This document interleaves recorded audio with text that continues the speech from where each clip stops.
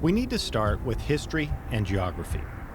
For years, White Clay has been best known as a tiny village with 4 liquor stores selling millions of cans of beer yearly, mostly to the Oglala Lakota living just north on the Pine Ridge Reservation, where alcohol is banned but widespread alcoholism drives extreme levels of poverty, unemployment, violence, and death. On White Clay's streets, you'd see people drinking, passed out, sometimes fighting. There were accounts of rape and murder. Change came when Nebraska officials forced the beer stores to close in 2017.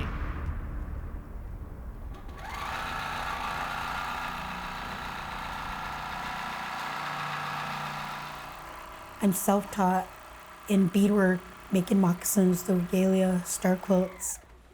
The thread broke.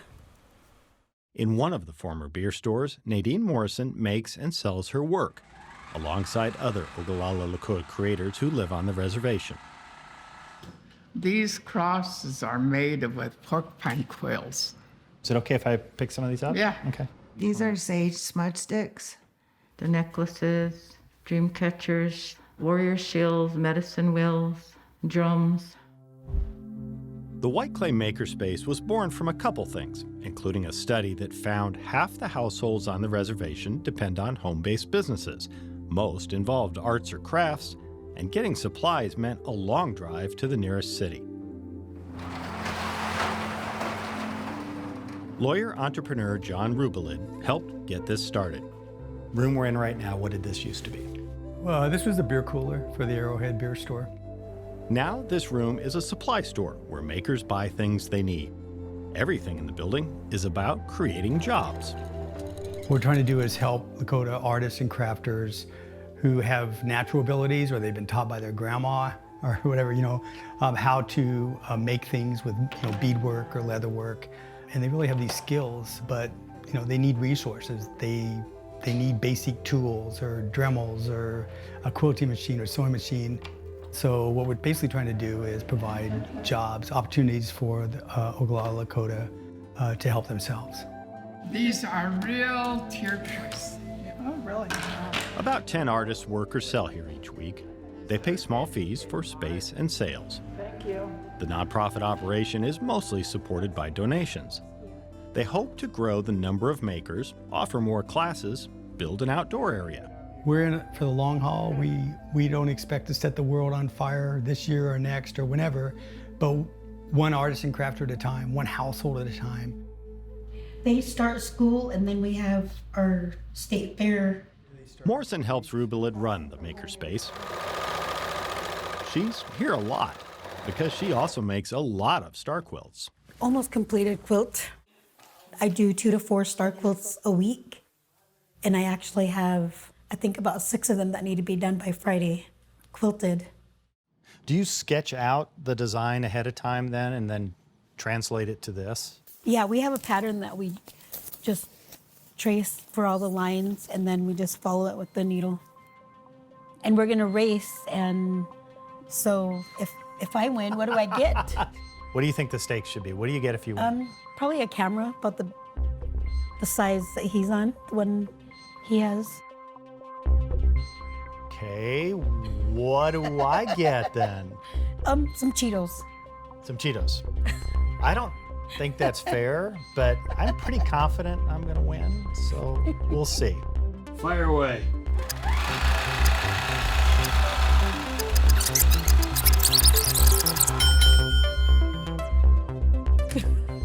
How do you feel like you did on that run?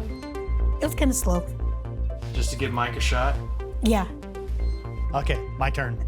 just don't press any buttons. Don't press any buttons. You gotta stay in the lines that are stitched. Full disclosure, I'm just going over the lines she already made because I don't want to ruin her quilt. 3, 2, 1, go. And I don't feel like this is going well.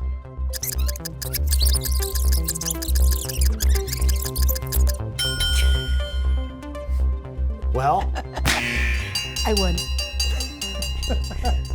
So you can just leave the camera when you go.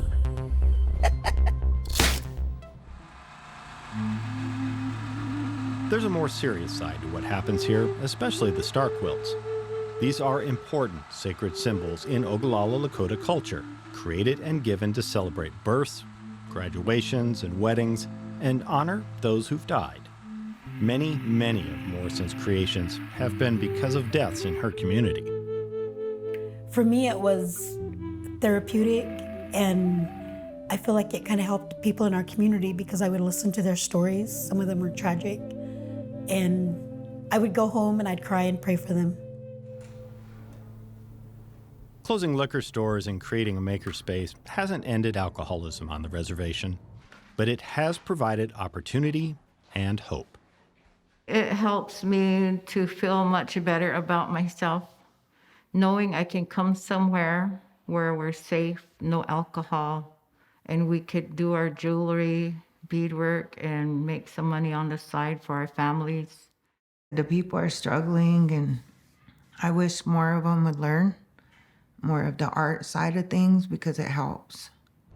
Morrison also wants to inspire a younger generation of Oglala Lakota to create with their hands like their ancestors.